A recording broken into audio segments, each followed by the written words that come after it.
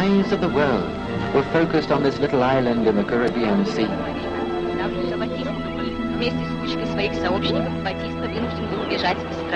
Fidel Castro is not officially a communist,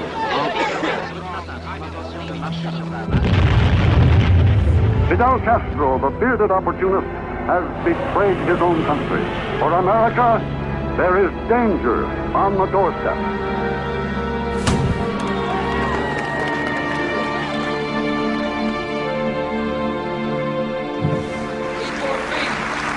Y por fin, ¡viva Cuba Libre!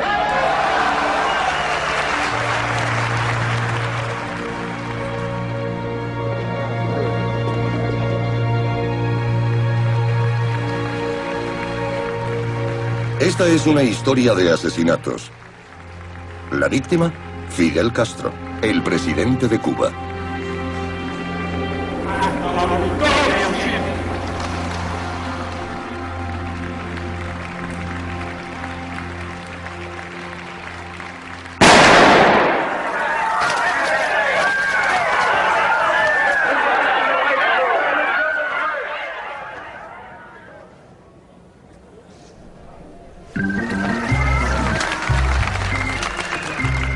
No lograron acabar con Castro. Esta vez tropezó en un escalón. Pero el comunista más famoso del mundo ha sido el hombre a quien han intentado matar más veces. Gobiernos y pistoleros han intentado cazarlo durante 50 años, pero se les acaba el tiempo.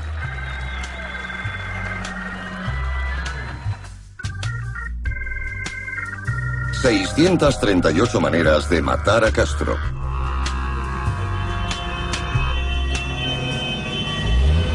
Los individuos que han querido acabar con él han pasado décadas en la sombra. Ahora se atreven a desvelar sus secretos. ¿Quiénes son? ¿Héroes o villanos? ¿Qué hizo que odiaran tanto a Castro para desear su muerte? En un viaje a Nueva York en 1959, hasta los policías se enamoraron de él. Además de regalar habanos, le prometió a su pueblo una asistencia sanitaria gratuita, educación y el sueño de la igualdad. Lo normal sería pensar que la gente quería imitarlo, no asesinarlo. Hello everyone. We'd like to share our trips with you. And tonight we'll all be going to Cuba. Cuba lies just off the coast of Florida.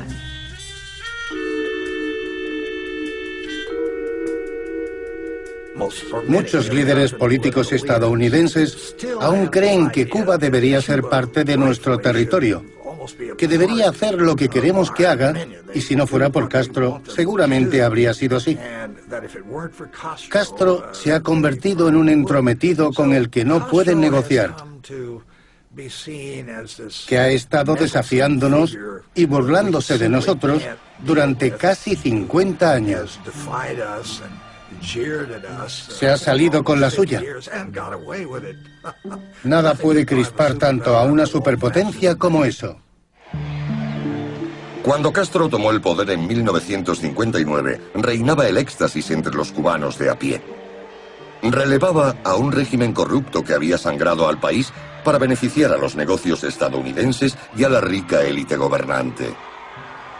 La imagen de la paloma posándose en su hombro era la de la aprobación divina.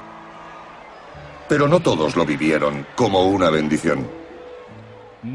La mayor parte de mi familia estaba contenta de que Castro tomara el poder, como la mayor parte de los cubanos.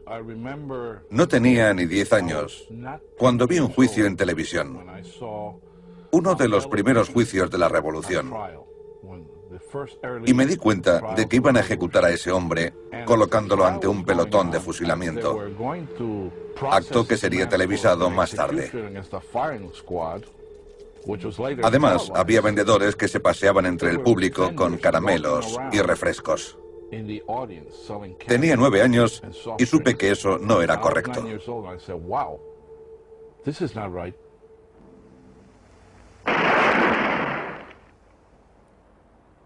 Como cientos de miles de cubanos de clase media, la familia de Enrique Encinosa huyó de la Revolución Cubana y se refugió en Miami.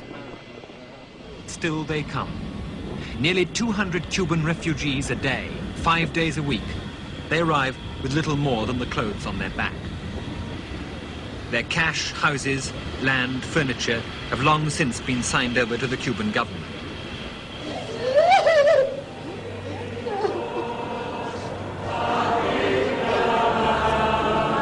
Los exiliados cubanos son ahora pilares de la sociedad de Miami. Su resentimiento crece cada año que Castro permanece en el poder.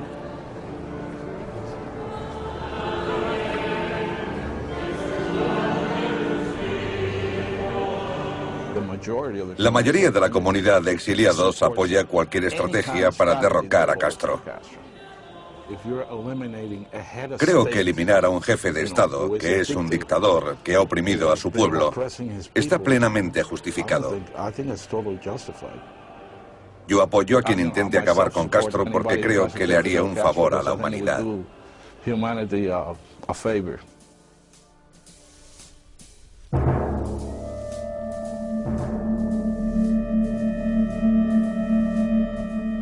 Si tuviera la oportunidad de hacerle daño por medios violentos, lo haría.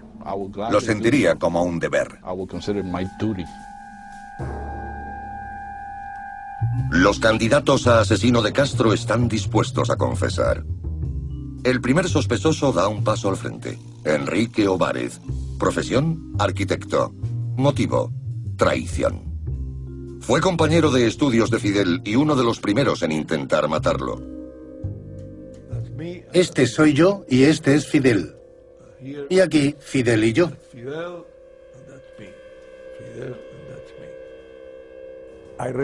En los años que pasamos juntos, me di cuenta de que no es una buena persona. Solo tiene una idea en mente: el poder absoluto. No tiene familia, no tiene amigos, no tiene nada. He oído que la gente decía: no, Fidel es comunista. Fidel no es nada. Fidel es fidelista, punto. Piensa en él, nada más. Ovárez estaba decepcionado con Castro, que sintió la obligación de actuar. Liquidarlo físicamente, no hay otra solución. O si no padecerlo, sentarte ahí a esperar a... Justo después de la revolución, Castro aún recorría las calles de La Habana despreocupado y sin protección. Ovárez pensaba dispararle a plena luz del día. Con personas que fueran en una máquina con ametralladoras o con pistolas y en un lugar donde estuviera, que no hubiera un total riesgo de tratar de matarlo. Cosa que se podía hacer al principio. Ya después, más adelante, ha sido imposible. Tú tienes que haber visto miles de películas. ¿Cómo hacen eso? El día que yo me lo encontré en ese lugar, que estaba en las afueras de un restaurante que se llama Casa Alta, conversando allí. Tú vienes en la máquina, para, lo matas y te vas en la máquina, tan sencillo como eso. Parecía sencillo, pero matar a un hombre por primera vez nunca es fácil. No intento averiguar qué le pasa por la cabeza a un hombre en una situación como esa, porque creo que todos somos distintos. Puede que alguien haga algo hoy, algo que sea incapaz de reproducir 6 meses después, ya que el ser humano es frágil psicológicamente. Pero sí diría que un hombre que se pone a sí mismo en una situación de riesgo, al salir dispuesto a actuar, debe comprometerse y cumplir con lo que iba a hacer.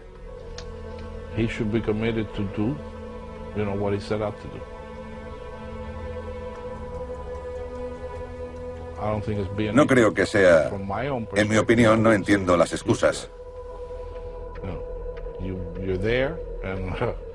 Estás ahí. Nadie te ha contratado para eso. Lo haces de forma voluntaria. Antes de salir, eras plenamente consciente de las circunstancias y debías estar convencido de querer llegar hasta el final.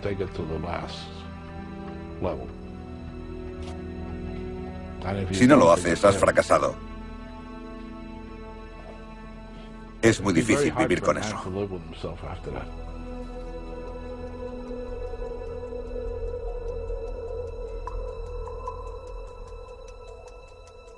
Ovares vaciló y recibió un disparo. Fue atrapado y encarcelado por los agentes de Castro. De lo único que me arrepiento es no haberlo matado, aún a costa de mi vida. Le hubiera hecho tanto bien al público y hubiera salvado la vida.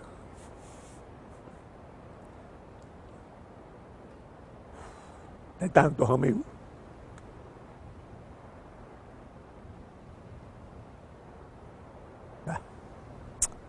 Forget it.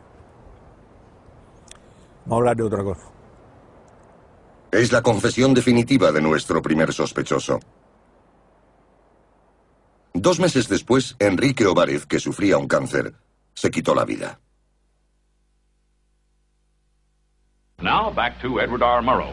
Just 30 days ago, Fidel Castro entered Havana to be greeted by cheering mobs as one of the greatest heroes in Cuba's history. A few hours ago, he returned to his apartment on the 23rd floor of the Havana Hilton Hotel in the center of the city. Good evening, Fidel Castro. You must have had a very busy week. How do you feel? Well, I feel well, something tired.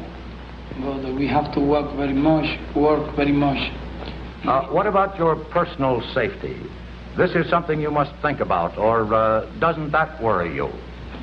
Really, what I think is that I have no time to think in my personal safety. Is it true that you go wandering about the streets occasionally all by yourself? Yes, of course. I like to be alone most of the time. My friends don't like, and sometimes they come with me. But really, I don't like to be with personal guard. Wasn't Fidelito supposed to be with us tonight? You want? Fidelito.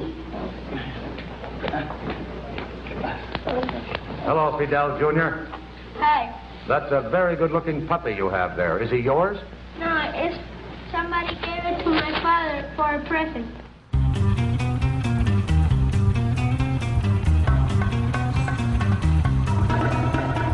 Pero el interés de Estados Unidos por la revolución de Castro no podía durar. Cuando Fidel nacionalizó las empresas estadounidenses, dejó claro cuál era su verdadero color: el rojo. ¿Qué podía ser peor para Estados Unidos en los años 50 que tener a un comunista a las puertas del país? Castro es un convencido defensor de la igualdad. Odia cualquier sistema que plantee una sociedad con clases en la que un grupo de gente vive mucho mejor que los demás. No esperaba que Estados Unidos se quedara inmóvil viendo cómo actuaba. Era inevitable que surgieran tensiones.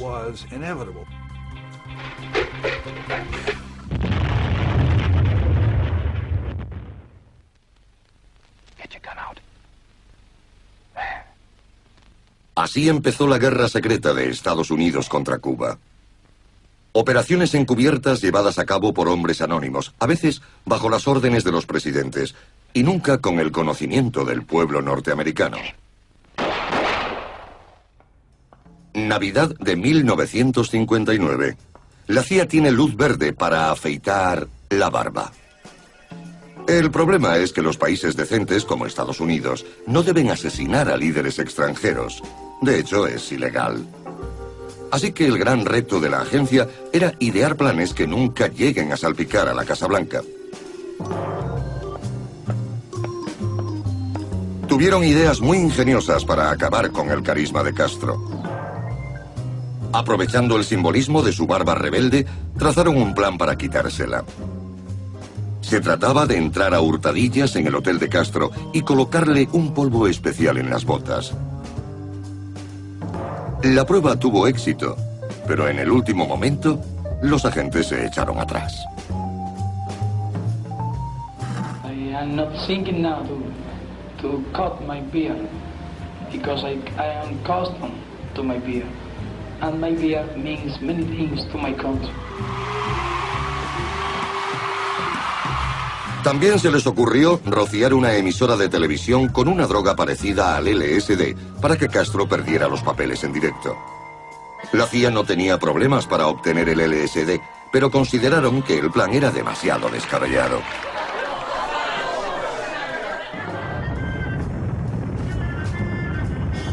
Si el astronauta favorito de Estados Unidos, John Glenn, se perdía en el espacio, acusarían a Castro de destruir el módulo con rayos magnéticos.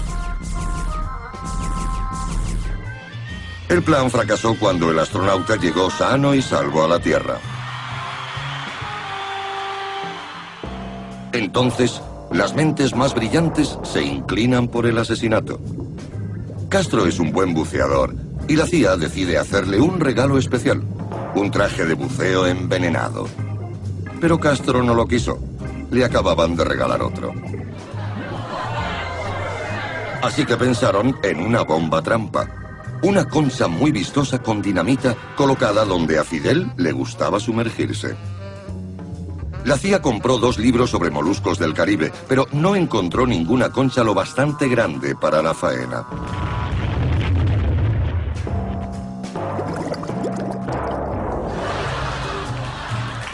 A continuación colocaron una jeringuilla con veneno dentro de una estilográfica.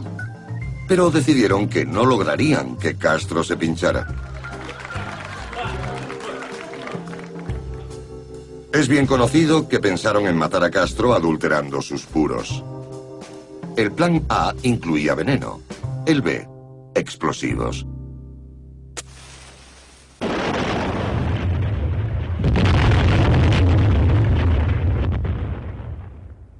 Todos esos intentos de asesinato, se supone que no debemos estar implicados en intentos de asesinato de líderes extranjeros. Sé que lo hemos estado, pero no deberíamos haberlo hecho. Es un error. En Cuba, los agentes secretos de Castro también se dedicaban a mantenerlo vivo. Fabián Escalante era uno de los mejores. Sus hazañas incluso se convirtieron en una película de acción de la televisión cubana.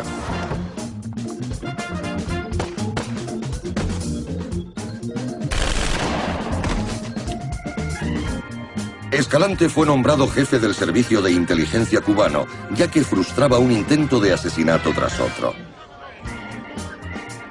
Ahora se ha retirado y tiene tiempo para pensar en todas las trampas que descubrieron sus agentes.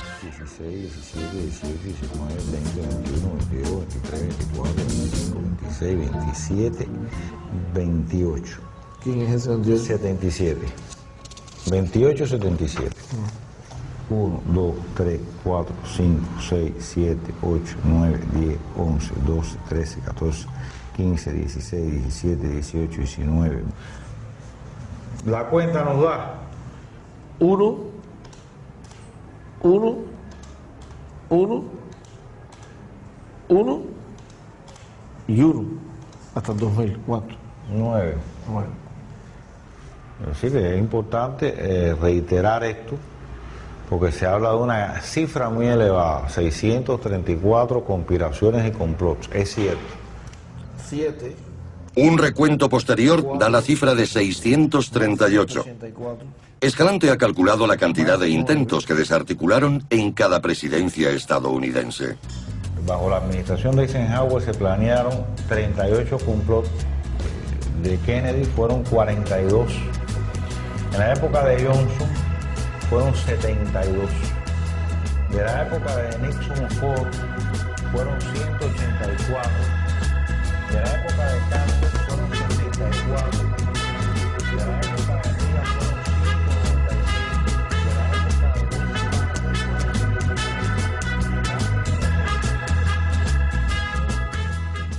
Escalante quiso demostrar todas las tramas que había contabilizado. El edificio aquel que aparece ahí tenía ojos en todas partes y hombres infiltrados en las conspiraciones que amenazaban la revolución castrista.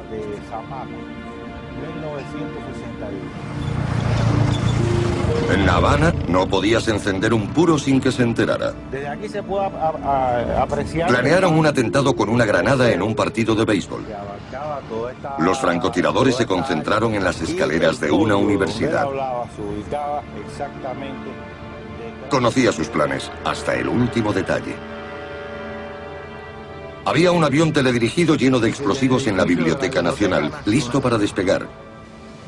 Los asesinos intentaron servirle un batido envenenado a Castro en el Havana Hilton. Planearon una emboscada al convoy presidencial de camino al aeropuerto.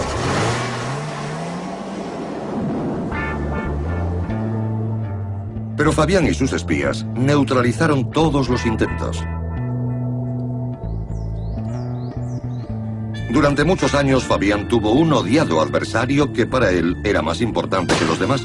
Lo consideraba la mayor amenaza para Castro.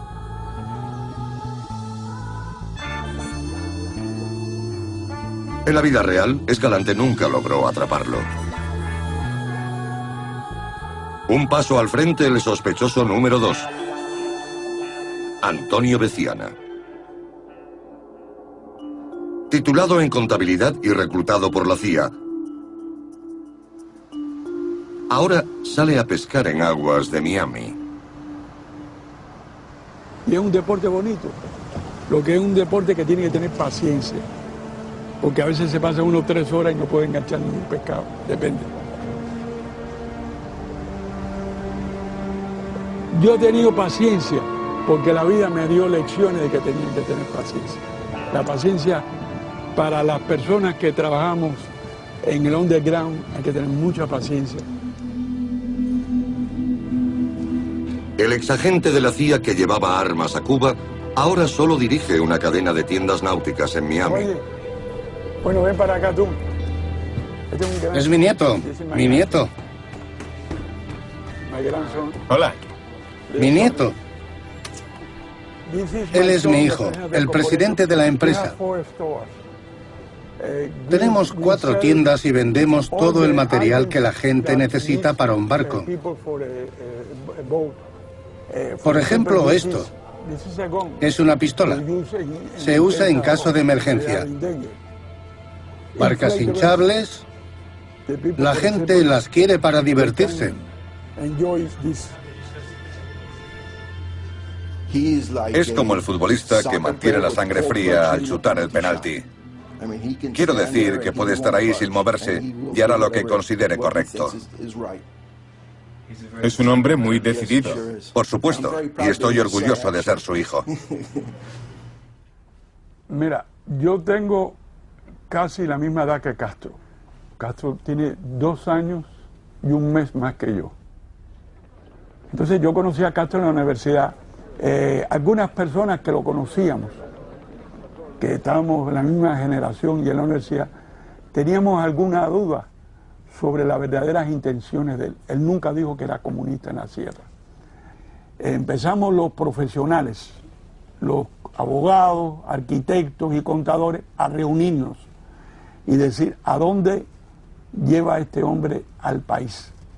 Habló de elecciones, ya no quiere hacer elecciones. Y entonces nos decidimos por tratar de matar al tirano Castro, que creíamos que con la muerte de él podría terminarse aquel régimen.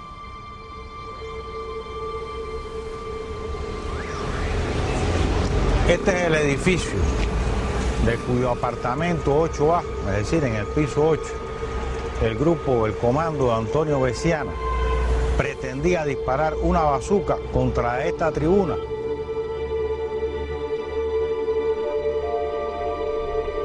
Pero daba de frente al Palacio Presidencial. De allí se podía ver casi la cara de Castro. El lanzagranadas estaba listo para disparar. Castro era presa fácil. Esta vez, sus espías no sabían nada.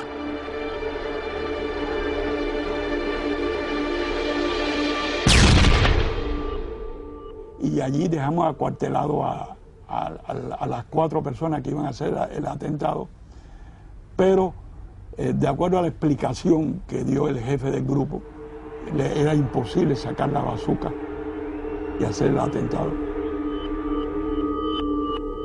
Nadie suicida. Yo no soy un suicida. Yo no quiero morir. Tengo familia, tengo hijos que atender. Quiero tener una posibilidad de vivir.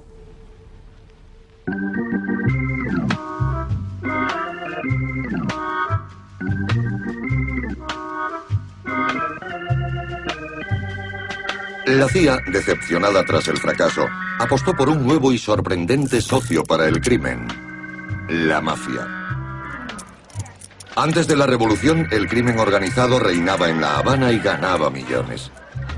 Castro les aguó la fiesta y los echó, así que tenían un motivo y también los medios. El asesinato era el plan de cada día para los mafiosos. La CIA debía mantener una distancia prudente con la mafia. Que dé un paso al frente el sospechoso número 3, el intermediario Bob Mayhew, ex FBI, con contactos en la mafia. La mafia tenía un motivo para querer regresar a Cuba, y eso le daba al gobierno de Estados Unidos la posibilidad de negarlo, pasara lo que pasara.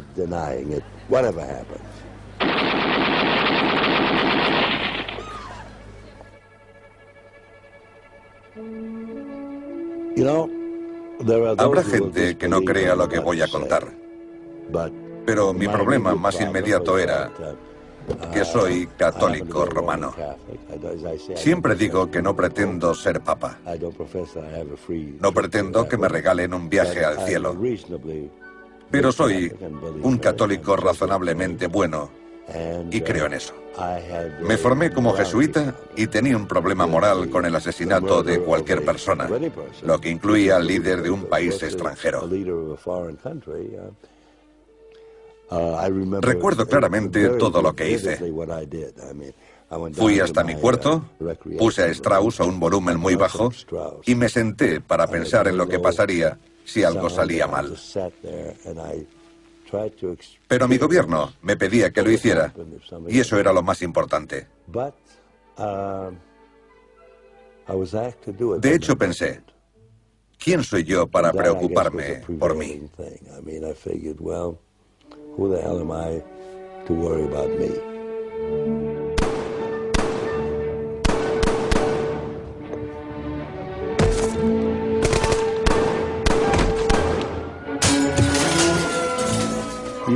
Deben entender que el espionaje es un trabajo sucio, muy sucio. Si esa era la manera de salvar la vida de un solo estadounidense, era buena idea. It was a good way to go.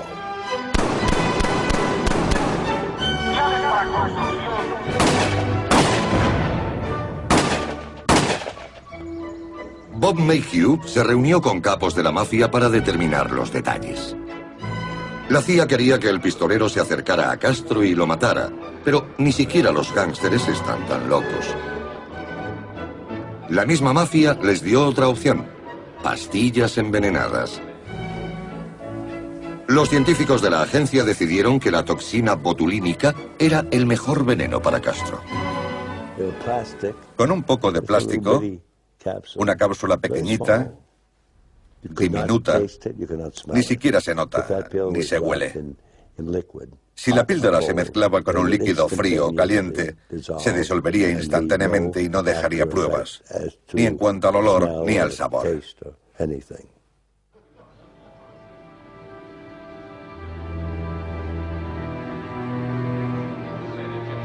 Ahora que había inventado la píldora letal, la CIA tenía que lograr que Castro se la tomara. Alguien debía acercarse a él. Su escondite del Hilton estaba fuertemente custodiado. Pero Castro debía de tener algún punto débil.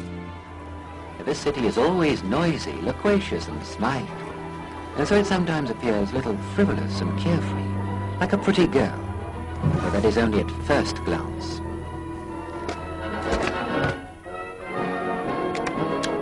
It's a city that can show Spartan courage. And the pretty girls, it seems, aren't really so frivolous at all.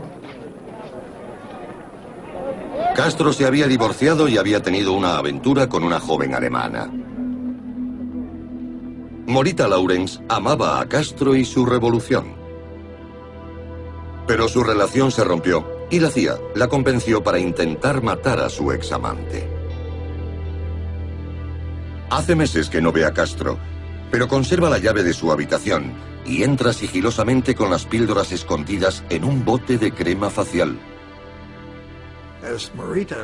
Cuando Morita me contó la historia, la primera vez que la oí me la contó ella. Me dijo que había escondido las píldoras en la crema y que cuando quiso sacarlas se habían diluido. Así que pensó, no funcionará, olvídalo. Al volver, Castro le preguntó si había ido a verle para matarlo y ella le contestó que sí. What I remember is that she began to cry at the beginning, and that in several minutes she could not tell any word to me. Así que le dio su pistola y se tumbó en la cama, totalmente vestido, y le ofreció su pistola diciendo, adelante, hazlo. Sujetó la pistola, le apuntó durante 1 minuto, la apartó y le contestó, no puedo, Fidel. Castro le contestó, claro que no puedes, nadie puede. La CIA, desesperada por derrocar a Castro, diseñó su estrategia más descarada. Todo empezó aquí. Bajo las órdenes del presidente Eisenhower, tramaron no solo matar a Castro, sino montar una invasión de Cuba. En 1960, el Zoo de Miami fue un campo secreto de entrenamiento. El mundo nunca sabría que el gobierno estadounidense estaba convirtiendo a miles de exiliados cubanos en un ejército capaz de derrocar al régimen castrista. Al desembarcar en territorio cubano, en Bahía de Cochinos, debía parecer que habían planeado la invasión solos. Howard Hunt era uno de los peces gordos de la CIA. Nos implicamos en el proceso de reclutamiento y en la infiltración.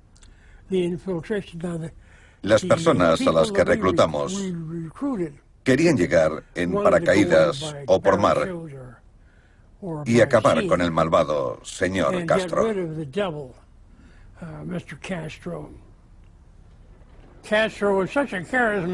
Castro era un líder muy carismático y no habría forma de contrarrestar los efectos de una participación manifiesta de Estados Unidos.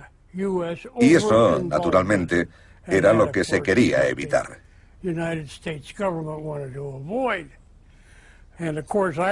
Eisenhower quiso que la ayuda estadounidense fuera totalmente oculta y creo que la agencia aprendió una buena lección de ello. No es posible lograr las dos cosas. No se puede tener éxito y ocultar la participación del país. ¿Matar a Fidel Castro entraba dentro de los planes? ¿Hacer qué? Matar a Fidel Castro. Bueno, no sería la palabra matar. El verbo matar no se usa alegremente en las comunicaciones del gobierno. Yo mismo pensaba que esa era la solución definitiva, porque si lo atrapabas tenías a un tigre enjaulado. Pero no se logró. These are anxious days for Cuba. The threat of armed aggression hangs over the little island.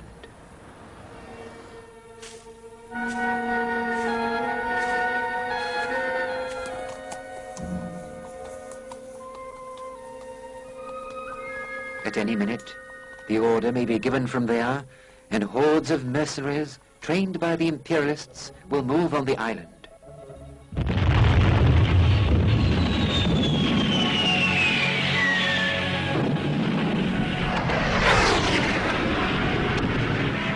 En abril de 1961 llegó el gran día. Castro frustró la invasión en horas. A pesar de los esfuerzos por ocultarlo, el papel de Estados Unidos era evidente, tramado por Eisenhower y ejecutado por Kennedy. Para el joven e idealista presidente de Estados Unidos fue vergonzoso, pero no se amedrentó. Siguió presionando a la CIA para que se librara de Castro, hasta que, irónicamente, él mismo fue asesinado.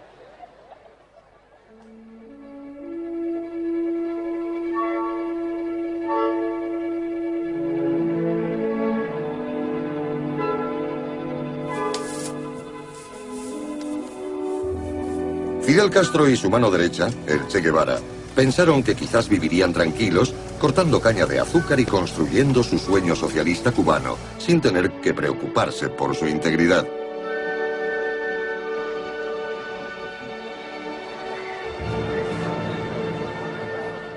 El Che, el símbolo revolucionario, recorrió Latinoamérica divulgando el comunismo cubano hasta que se le acabó la suerte.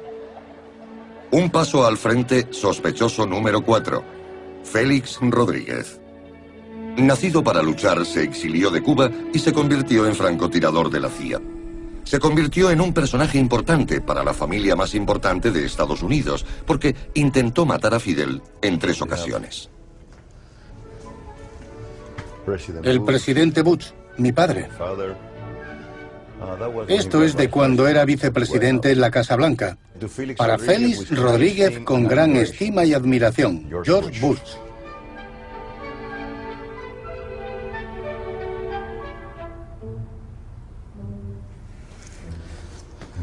A ver, esta también es del presidente Bush. En este caso, con su hermano Jeb, que ahora es gobernador de Florida. ¿Y aquí está usted junto al presidente Bush? Sí, hablamos muchas veces sobre la historia del Che. Le conté los últimos momentos y toda la gente con la que hablo se muestra interesada en el personaje, en lo que dijo en su último minuto de vida, en la conversación entre nosotros dos. Así que hablamos mucho sobre eso. Esta es con el Che Guevara en Bolivia. ¿Sale en la foto, Félix? Sí, ese soy yo. Y este es el Che. De hecho, es la última foto en la que aparece vivo. There seems absolutely no doubt at all that this is Che Guevara. Yes, they're now sitting Che Guevara up, actually sitting him up. His dead body is now being sat up. It's the most fantastic sight. He's a very pale, ghastly, ghostly yellow color. His head has rolled back onto the stretcher on which he was brought in. His eyes are still open. Balls of his eyes sticking out at you. And now they're lifting his head up by his long hair again. Rodríguez dio la orden personalmente de ejecutar al Che. Le dije, ¿quieres que le diga algo a tu familia? Y me contestó, si puedes, dile a mi mujer que se case de nuevo e intente ser feliz. Esas fueron sus últimas palabras. Entonces se acercó, nos dimos la mano, me abrazó y yo a él. Dio unos pasos hacia atrás, atento, pensando que yo sería quien le disparara, pero salí de la sala. Había un sargento que era quien se encargaba de estos asuntos y le dije, el comandante ordena que ejecutes al preso, pero no le dispares arriba, dispárale abajo porque debe parecer que ha muerto de una herida en un combate. Me dijo, sí, mi capitán, y abandoné la sala. Me fui hasta un puesto avanzado y allí tomé nota. Era la 1 en punto cuando salí de allí, hora de Bolivia. La CIA logró que el Che se convirtiera en un mártir de la causa, venerado por millones de personas hasta ahora.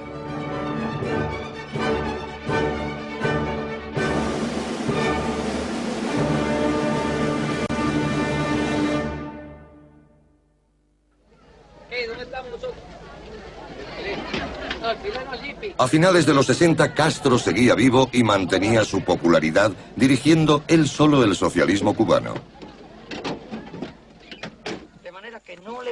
Castro insists on becoming an expert in every agricultural science. At this cattle insemination ranch, he personally instructs a man on how to test a bull. I pay a great deal of attention to agriculture. And in order to be able to direct activity in agriculture, I've had to bring together much information about it.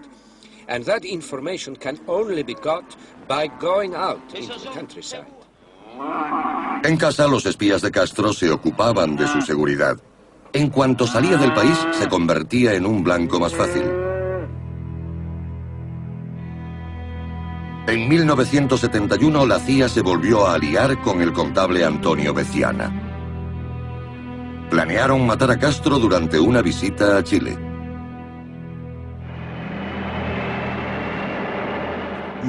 Mi padre fue destinado a la Embajada de Estados Unidos en La Paz, Bolivia, y decidimos ir de vacaciones. The journey to adventure is so simple now. Salimos desde La Paz, en Bolivia, pasamos por el lago Titicaca, que es el más alto del mundo, y seguimos hasta Santiago de Chile.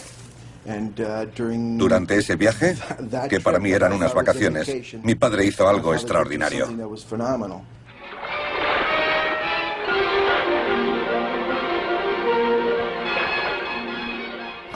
Estoy seguro de que mi madre lo sabía porque mi padre no le escondía nada. Vino un amigo con nosotros y más tarde supe que era quien tenía que disparar.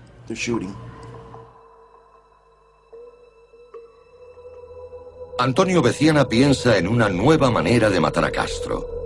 Esconder un arma dentro de una cámara y conseguir pases de prensa falsos para los dos pistoleros. El Servicio de Seguridad cubano a toda la prensa le pedía las cámaras y las revisaba. Pero alguien que sabía nos dijo cómo se podía hacer sin que yo lo descubriera. Y la idea era, en una conferencia de prensa, abalanzarse sobre Castro y matarlo. Eran dos personas dispuestas a los mayores sacrificios de vida y los preparé. La seguridad está atenta. Castro se dispone a enfrentarse a la prensa. Veciana cree que sus hombres están allí, a pocos metros de él, con las armas cargadas.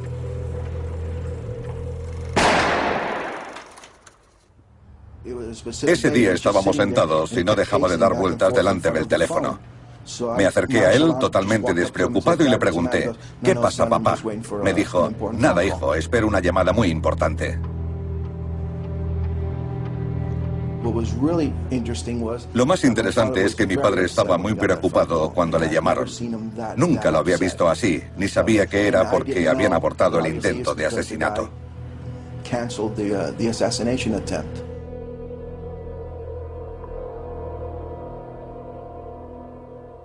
Fallaron porque, en mi opinión, porque el valor final le faltó. Empezaron a buscar excusas diciendo que era muy difícil hacer el trabajo y se fueron. Más adelante supe que alegó que tuvo apendicitis. No me lo creo. Se asustó cuando llegó el momento. Le dije a mi padre que para que las cosas fueran bien, tendría que haber contratado a un árabe. Esos no temen nada.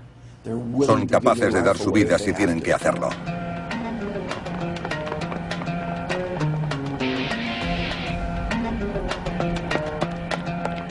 En los años 70 la situación empeoró. Los más radicales, frustrados por la imposibilidad de eliminar a Castro, buscaban nuevos objetivos para su veneno. Se volvieron contra su comunidad, silenciando a los cubanos de Miami que se atrevían a hablar de paz. Mataron a varias personas, sobre todo a cubanos que pensaban que había llegado el momento de abrir un diálogo con Cuba. A los más radicales no les gustaba eso, y la primera reacción fue acabar con ellos, matarlos. Supongo que uno debe pensar que no es extraño, teniendo en cuenta que habían sido entrenados por la CIA. Se habían implicado en sabotajes en contra de Cuba, algunos de ellos en intentos de asesinato, etc. Esa era su manera de funcionar. Paso al frente, sospechoso número 5, Dr. Orlando Bosch. Un radical que odiaba tanto a Castro que abandonó su carrera de medicina pediátrica para convertirse en terrorista. Se le ha relacionado con 50 atentados como mínimo. En 1967 disparó un bazooka a un barco en el puerto de Miami solo porque iba rumbo a La Habana. Llegó a amenazar al primer ministro británico porque era muy blando con Cuba. Una mujer ha seguido su trayectoria, la escritora y periodista Ann Bardack. Orlando Bosch es culpable de terrorismo, aunque solo fuera por el disparo en el puerto de Miami, el del barco polaco que él reconoce. Pero también ha hablado de decenas y decenas de ataques militares en los que ha participado en sus intentos de matar a Castro. Los cubanos nunca olvidarán ni perdonarán lo que pasó después.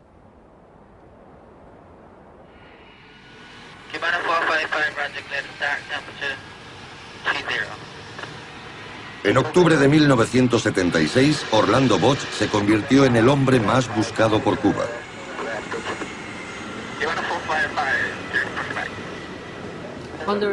Había 73 pasajeros en el avión.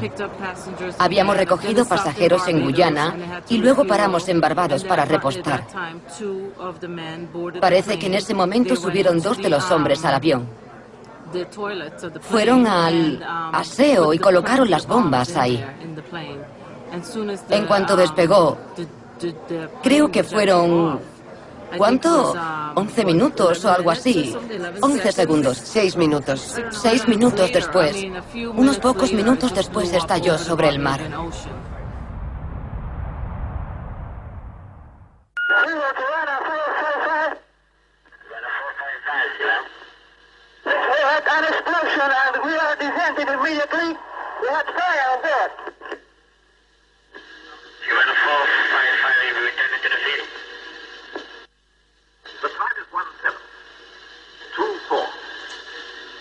Okay, Silver, Cubana 455. We're requesting immediately.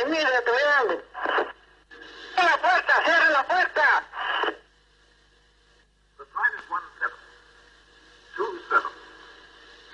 Eso, Pearl. Pégate agua, Fabio, pégate agua. Teníamos una prima.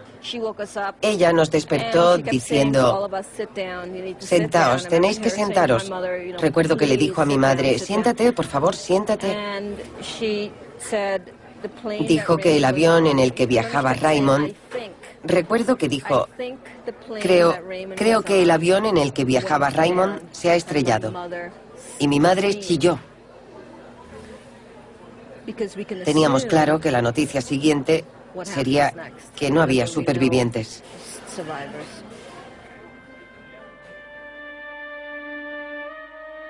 El avión cayó cerca de Barbados.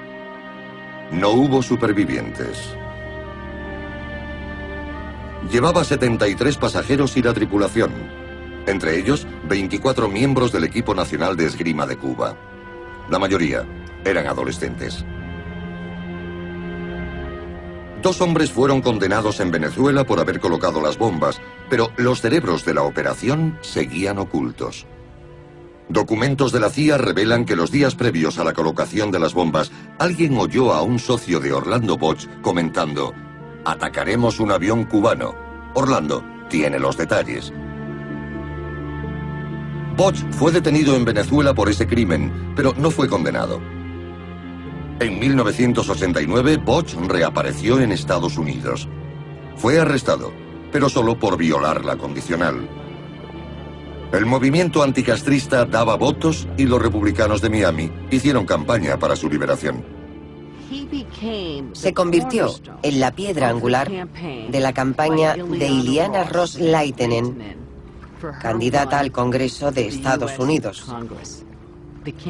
Su lema era «Libertad para Orlando Bosch». Su director de campaña era un joven y ambicioso político, Jeb Bush. Y su padre era vicepresidente de Estados Unidos. Y más tarde sería presidente del país. Mr. President, it is an honor and a thrill that you have come to Miami on behalf of my campaign. I'm extremely grateful for all of your support and encouragement in the past weeks.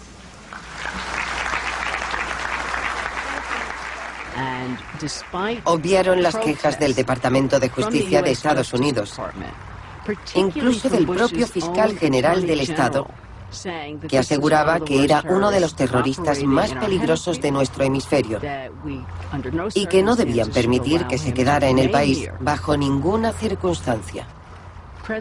El presidente George Bush ignoró sus quejas para responder a la petición de su hijo y le concedió la residencia a Orlando Bosch. He had spent the past 13 years in Venezuelan and American prisons. Bosch's relatives say he is in poor health and just wants to spend time with his family. The Justice Department has tried to deport Bosch as a terrorist, but 31 countries refused to take him. Orlando Bosch se instaló con su familia en Miami. Se dedica a pintar paisajes cubanos que recuerda de su juventud.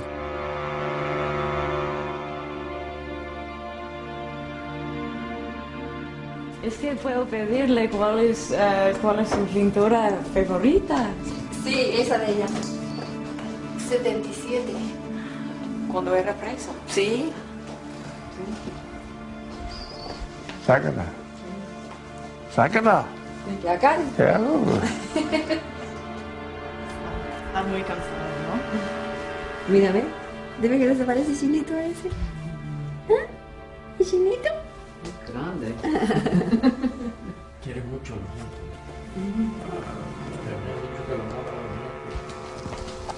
Sí, Orlando Bosch, el hombre que yo conocí. Orlando Bosch, el bueno. Orlando Bosch, the good man. ¿Por qué Castro lo menciona a usted tantas veces? Cada vez que tiene que acusar a alguien, doctor Orlando Bosch. Lo que soy el que más daño lo he hecho. Es que de verdad,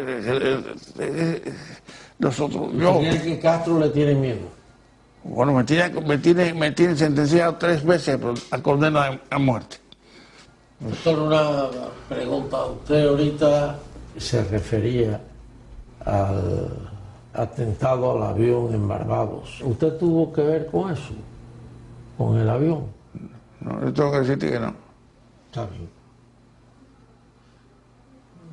Y no es solo ese, el avión de Jamaica, explotó y el avión aquí de los paquetes, que llevaba los paquetes de Cuba, que lo volaron también.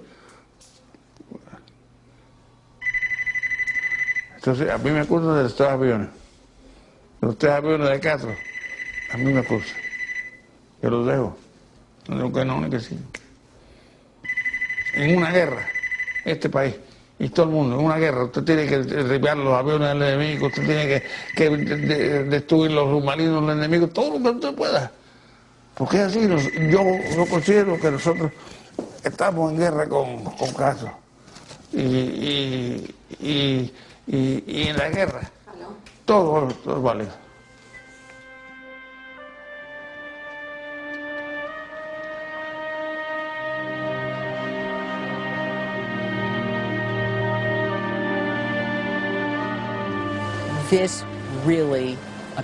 Eso molestó a mucha gente, porque la mayoría de los pasajeros eran civiles. No hay pruebas de que hubiera funcionarios cubanos de alto nivel en el avión, ni siquiera miembros del ejército.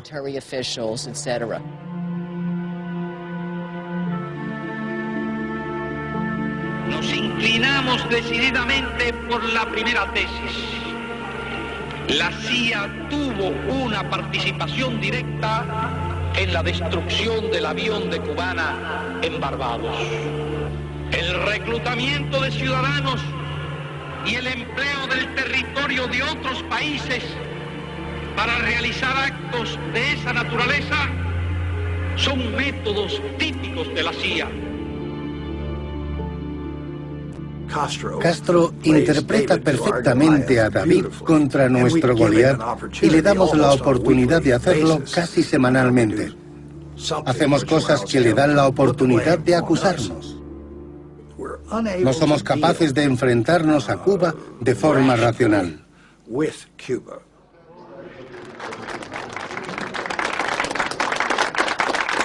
Después del atentado del avión, Estados Unidos y Cuba empezaron a hablar.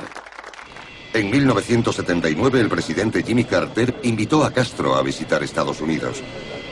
The last time Fidel Castro made this journey, it was shortly after the revolution that brought him to power. Nothing that's happened since has made the visit less of a security risk for him, and on the plane coming over, he was asked if he was wearing a bulletproof vest. What suit? Dice que todo el mundo dice que usted tiene un chaleco a prueba de balas.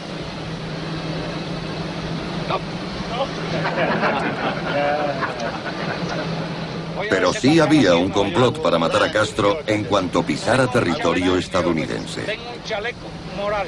I have a moral one. A moral vest. Tomorrow, when he makes his speech, the United Nations itself will allow no visitors. And instead of the usual sequence of national leaders coming to the podium, Fidel Castro will have the session all to himself. A sensible precaution, since last time he was here in 1960. He went on for 4 hours and 29 minutes. Uno de sus viejos enemigos seguía guardándole rencor.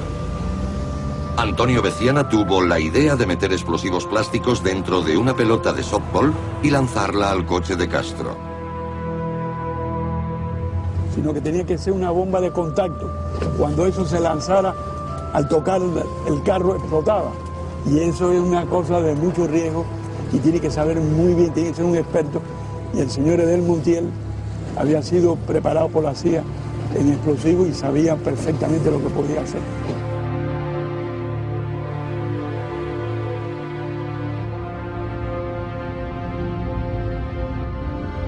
Pero los agentes de Fabián Escalante ya estaban trabajando en el caso. Teníamos un dispositivo en ese momento. Habían personas cerca de Antonio Veciana. Y bueno, finalmente le suministramos al FBI la información. Mire, el día tal, a tal hora, se planea este atentado contra el compañero Fidelco y pudimos desarticularlo. Es decir, fue un año muy interesante, fueron años muy interesantes. Y yo creo que en ese combate nosotros salimos victoriosos. ¿Y es que usted era terrorista? En aquel tiempo sí. En aquel tiempo. Pero desde hace mucho tiempo que dejé el terrorismo. A ver.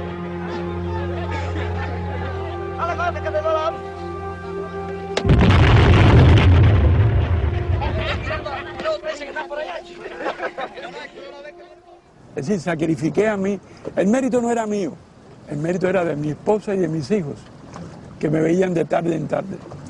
Y cuando uno tiene la victoria todavía hay una recompensa. Pero aquí no hubo recompensa.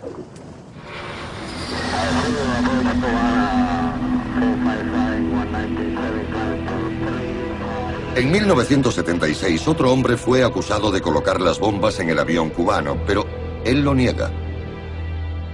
Un paso al frente, sospechoso número 6, Luis Posada Carriles. La gran ambición de su vida era matar al comunista Castro. En los años 50 estudió ingeniería química en la Universidad de La Habana y en los años 60 Estados Unidos lo adiestró en explosivos y sabotaje. La escritora Ann Bardach le conoció cuando huía de la justicia. Posada era un señor mayor con el pelo gris. Todo un caballero. Cogió mis bolsas. Tenía una furgoneta esperando fuera. Su voz, rota, tenía mucho encanto y gran confianza. Era un mujeriego. Estuvo implicado en Bahía de Cochinos, que se convierte en el trampolín para Luis Posada. Tuvo muchas ventajas porque ya había trabajado como exterminador. Esa fue su primera profesión.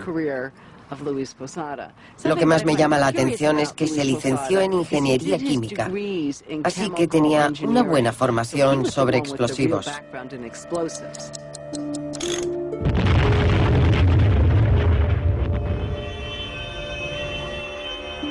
Durante los años que pasó en la cárcel descubrió su talento para la pintura.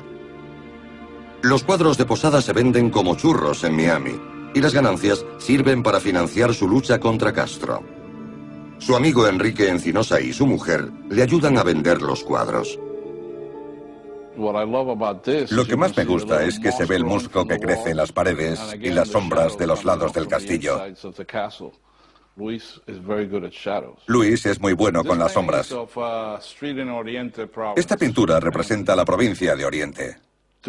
Para mí es uno de los mejores trabajos de Luis Posada Carriles. Observamos que tiene una gran profundidad en la calle. Un uso extraordinario de las sombras. Creo que tiene una gran sensibilidad, aunque sé que a la gente le cuesta entender que alguien que ha pasado toda su vida en la guerra, acusado de varios delitos por distintos gobiernos y que ha huido durante tantos años, pueda ser sensible, pero lo es.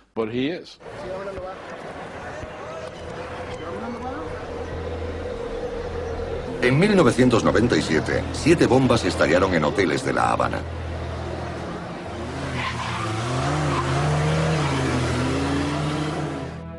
El objetivo era que los turistas europeos abandonaran Cuba y poner de rodillas a la economía de Castro. Un joven italiano, Fabián Di Selmo, murió en los atentados. La seguridad cubana atrapó al autor, pero no era el cerebro de la operación.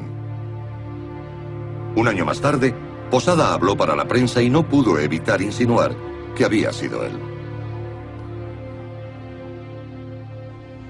Otro de los delitos que se le imputaron fueron los atentados en La Habana de 1997.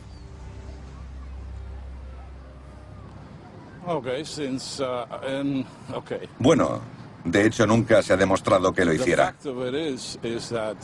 Nunca le han acusado. Así que desde el punto de vista legal, creo que es un método aceptable. Es una forma de dañar la economía con el mensaje de que Cuba no es un buen lugar para los turistas. Si no es un lugar seguro, porque volaron unas cuantas ventanas de hoteles, está bien.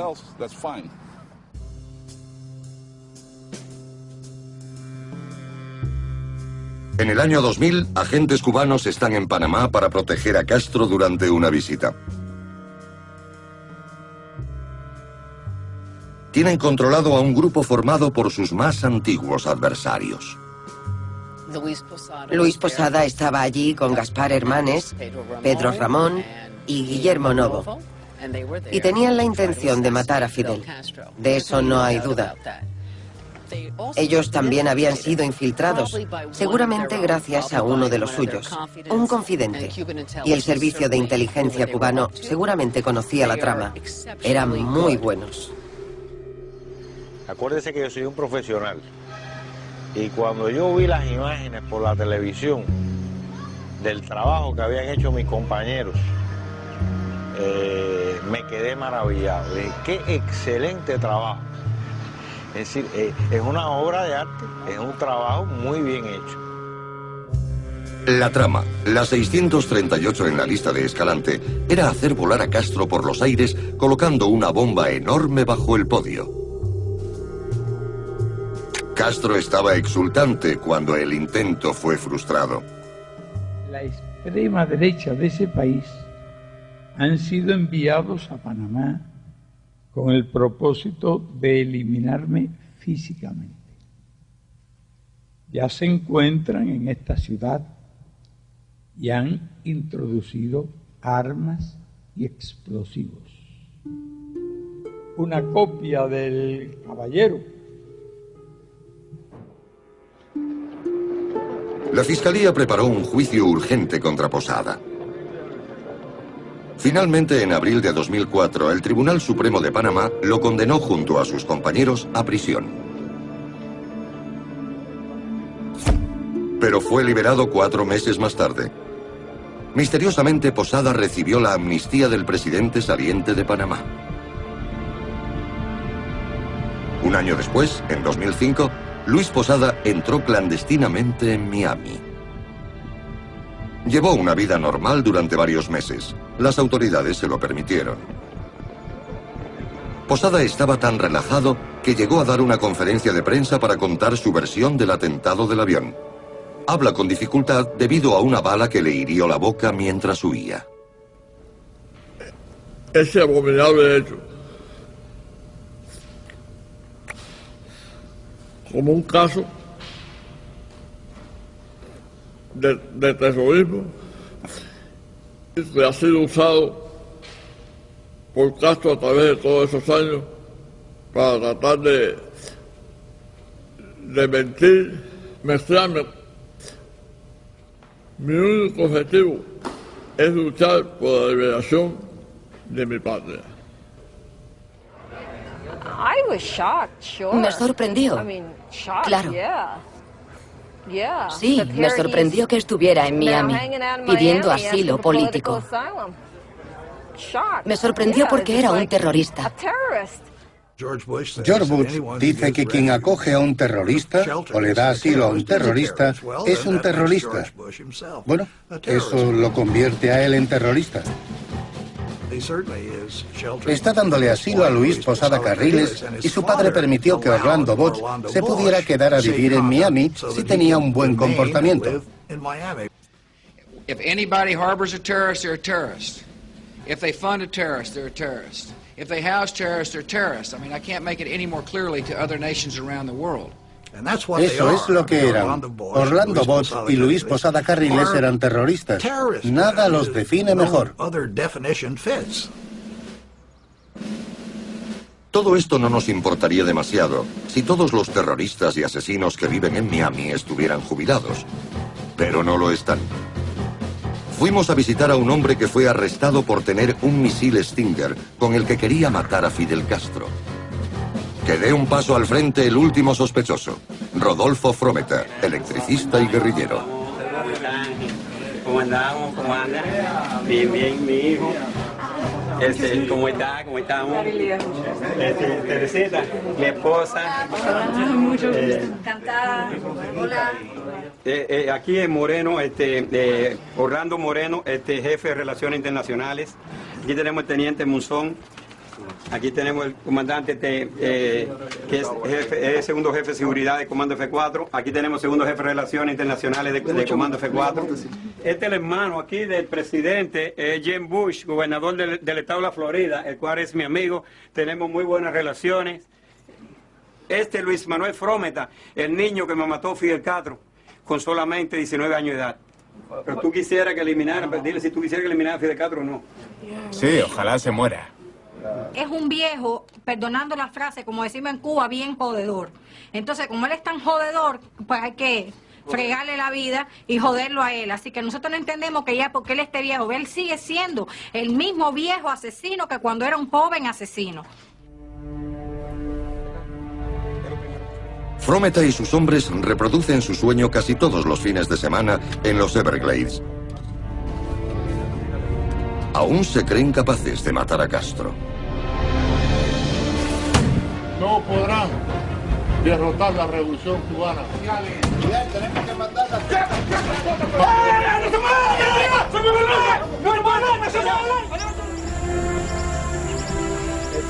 Bien, vamos a aprovechar ahora que estamos aquí y decirle a Fidel Castro cuál es el motivo de tú matar y asesinar tanto al pueblo de Cuba.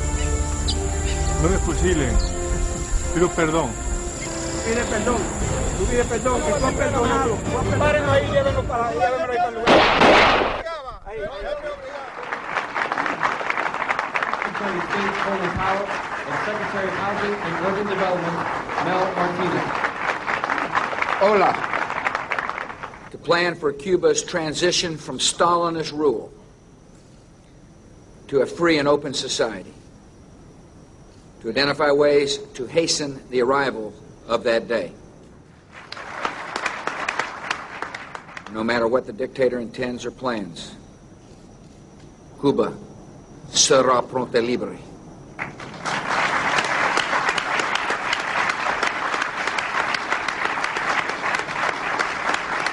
De nuevo, Cuba libre. Thank you all. Cuba parece tener el mismo efecto en las administraciones estadounidenses que la luna llena tenía en los hombres lobo. Puede que no nos salga pelo ni aullemos, pero nos comportamos de la misma forma totalmente irracional.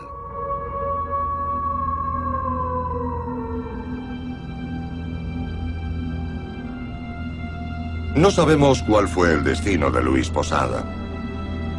Estados Unidos podría haberlo mandado a Guantánamo junto a otros presuntos terroristas, pero no lo hizo. Posada fue detenido públicamente y escoltado por guardias armados. Pero no fue acusado de los atentados en los aviones o del intento de asesinato de Fidel. Fue detenido por problemas de visado. ¿Por qué está detenido Luis Posada Carriles? Bueno, está detenido simplemente por entrada ilegal a Estados Unidos. Nadie ha dicho que Luis Posada Carriles es el Bin Laden latinoamericano, en lo absoluto. Es decir, todo lo que se dice de Posada Carriles es que es un anticastrista.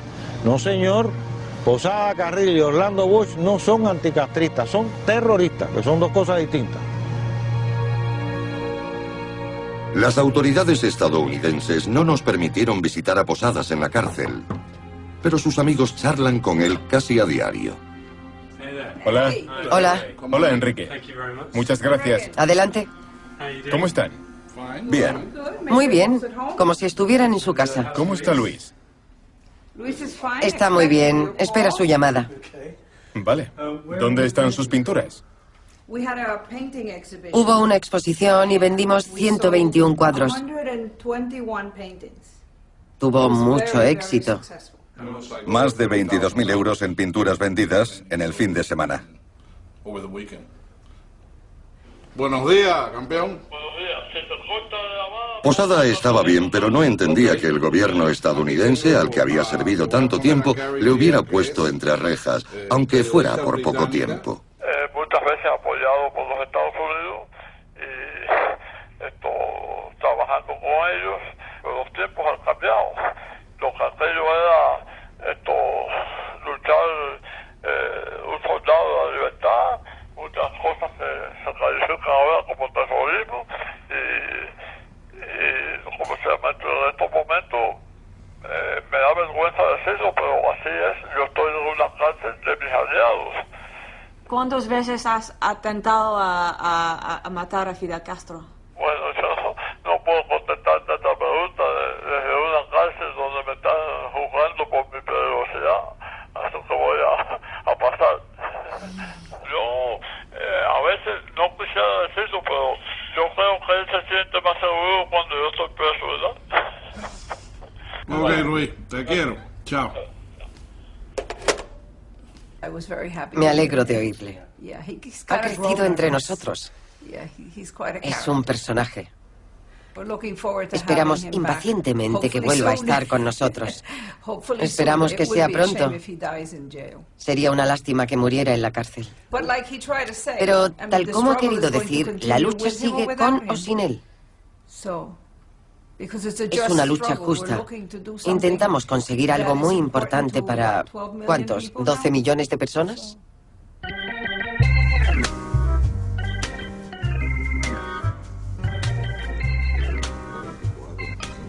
...27, 28.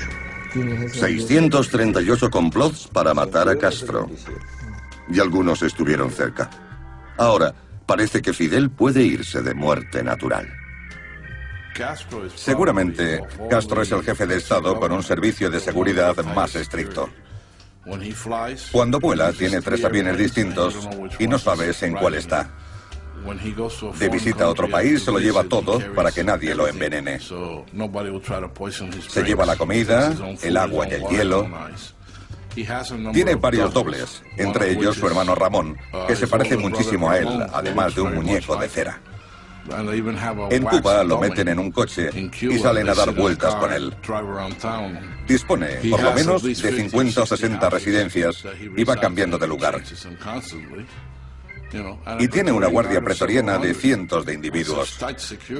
Con esas medidas de seguridad, es muy difícil llevar a cabo una operación contra él, pero con lograrlo una vez es suficiente. Pero no lo habéis conseguido. Está bien, solo tenemos que acertar una vez.